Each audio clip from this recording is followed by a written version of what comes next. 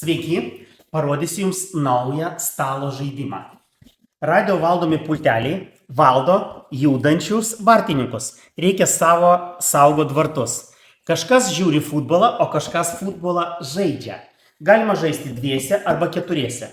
Jeigu žaidžiam dviese, pastatom du vartininkus, aktyvuojam, įjungiam vartininką, įjungiam pultelį, susikalba, nustoja mirksėt.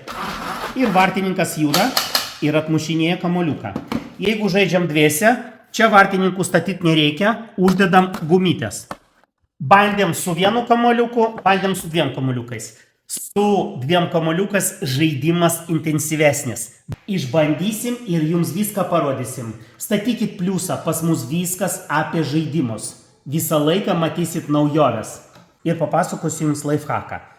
Jeigu pas jūs nelygus paviršius ir kamuoliukai rieda tik tai į vieną pusę, jūs galite paimti vieną vartininką ir padėti po apačią. Vidury aikštelė trupučiuką pakyla ir kamuoliukai puikiai juda į vieną ir į kitą pusę. Įkit laiką. Laukiam jūsų komentarų.